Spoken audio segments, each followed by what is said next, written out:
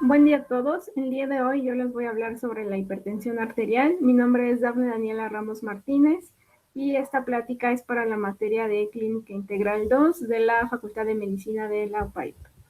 En caso de que tuvieran alguna duda, la pueden hacer al final de la presentación o la pueden dejar en los comentarios.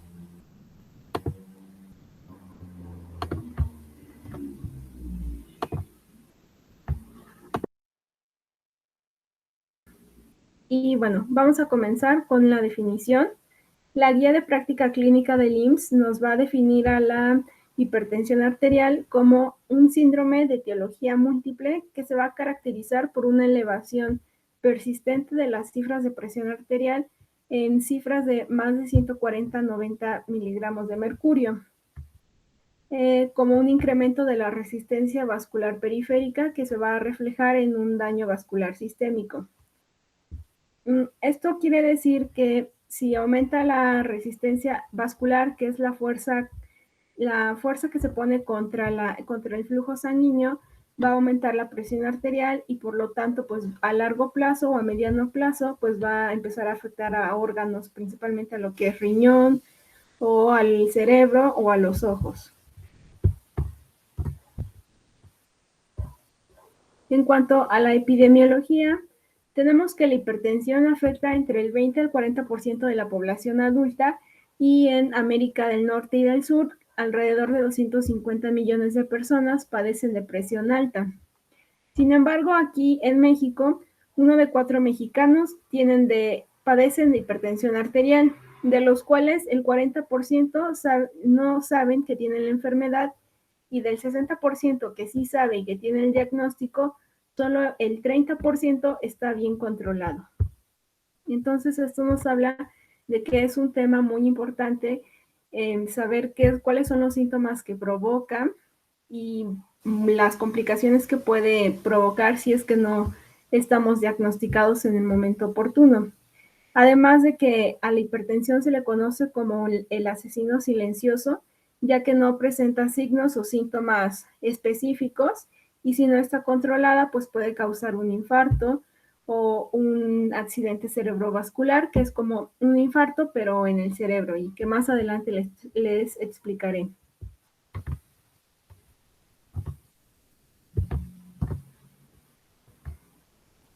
En cuanto a la clasificación por etiología, tenemos que hay hipertensión primaria o esencial y la hipertensión secundaria. En la hipertensión primaria o esencial representa del 90 al 95% de los casos, se va a manifestar en edades avanzadas y no hay una causa en específico. Esta hipertensión está muy relacionada con el estilo de vida, con la genética. Esto quiere decir que algunos familiares pues igual padezcan de hipertensión, también puede estar relacionado con el ambiente que nos rodea, por ejemplo, la alimentación, si hacemos ejercicio, ¿no? Y pues esto también va de la mano con el estilo de vida. En cambio, la hipertensión secundaria representa del 5 a 10% de los casos, se va a presentar en personas de 40 años y aquí sí hay una causa específica. Especialmente la hipertensión secundaria es el resultado de una patología o una enfermedad que ya existía.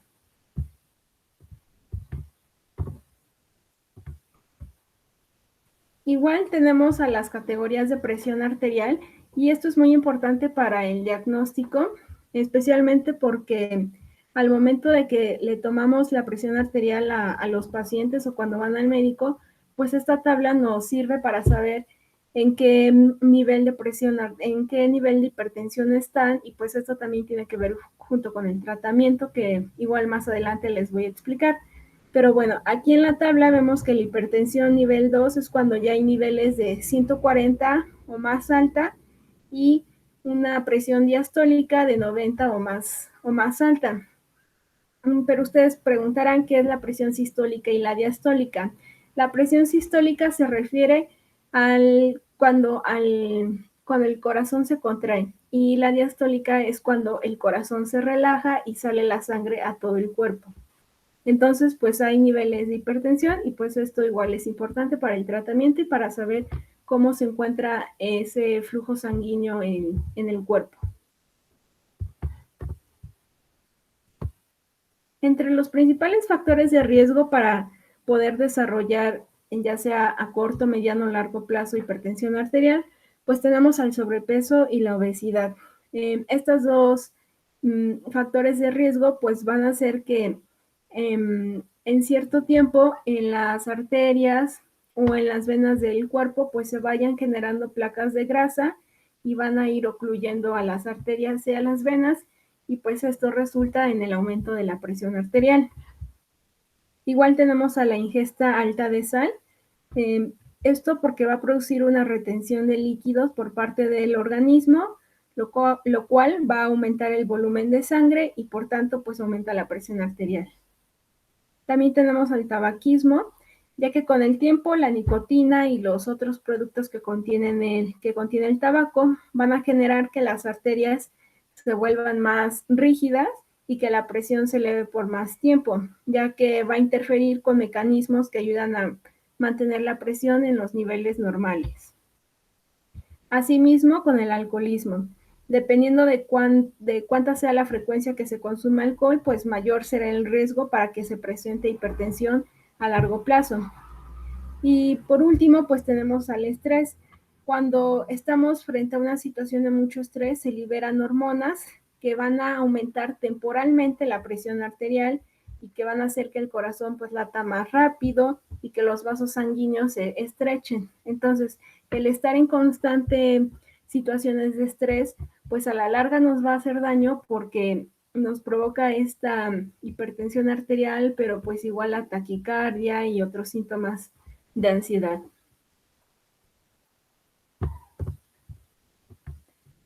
Entre los principales síntomas y signos tenemos el dolor de cabeza fuerte. Muchos de los pacientes solamente presentan este síntoma y por eso es que no saben que pueden padecer de hipertensión y por eso igual se le llama que la hipertensión es un asesino silencioso, porque cualquier otra patología, por ejemplo, una infección viral, una gripa, eh, alguna enfermedad de las anginas o alguna otra patología nos puede igual causar dolor de cabeza y pues es necesario hacer este diagnóstico para saber si se trata de una infección o si es hipertensión arterial, principalmente cuando el dolor de cabeza es muy fuerte y cuando mm, es diario. Igual puede haber náuseas o vómitos, confusión, cambios en la visión, personas que de repente ven borroso o que dejan de ver por un tiempo y después ya ven normal. Y igualmente puede haber sangrado nasal. En cuanto al diagnóstico, hay varias etapas para poder hacer un buen diagnóstico de hipertensión arterial. Lo primero es la toma de presión arterial. Sabemos que cuando vamos al médico, lo primero que hace el médico pues es tomar los signos vitales, ¿no? Y dentro de esos signos vitales pues está la toma de la presión arterial. Y esto es muy importante ya que dependiendo de esto vamos a saber si debemos de seguir haciendo otras pruebas o qué medida hay que tomar para hacer el diagnóstico. Después de la toma de la presión arterial viene un examen físico para saber si ya hay complicaciones en otros órganos, que puede ser el riñón, el ojo, el corazón, el cerebro u otros órganos. Igual se hace una historia clínica donde se le pregunta al paciente si hay algún otro familiar que igual padezca de hipertensión arterial o si el propio paciente padece de alguna otra enfermedad como puede ser diabetes u otra patología. Y igualmente se le pregunta cómo es su estilo de vida, cómo es su alimentación, si consume más frutas o verduras o alimentos ricos en grasas, si hace ejercicio, si fuma o toma, si consume alguna sustancia psicoactiva como pueden ser drogas, entre otros. Y bueno, sabemos que todos estos antecedentes son importantes porque nos ayudan a relacionar qué tan grave puede ser la hipertensión arterial. y qué complicaciones debemos de tener a la vista para poder prevenirlas. Igualmente vamos a hacer unas pruebas de laboratorio y una radiografía de tórax, en donde vamos a ver si el corazón ya tiene un daño y si ha aumentado su tamaño o todavía no hay que preocuparnos tanto del corazón, y un electrocardiograma, que es donde vamos a ver cómo están la actividad del corazón, cómo están los pulsos y si ya hay alguna complicación que nos deba de preocupar. Y bueno, en cuanto al tratamiento, tenemos un tratamiento no farmacológico, en donde igual entran las medidas preventivas. Aquí lo importante es que si el paciente fuma, debemos de decirle que debe de dejar de fumar.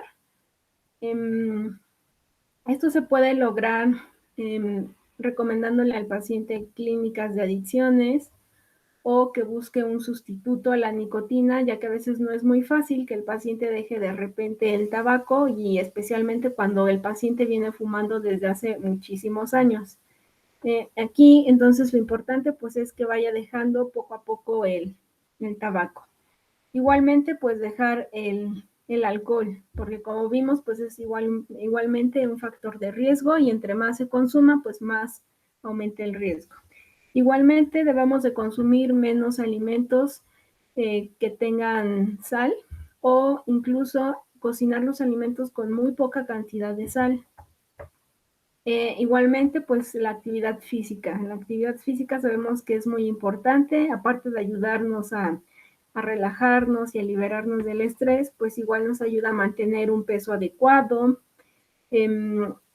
y a prevenir otras enfermedades cardíacas o pulmonares. Entonces, por eso es importante que desde pequeños hagamos actividad física mínimo 30 minutos diarios.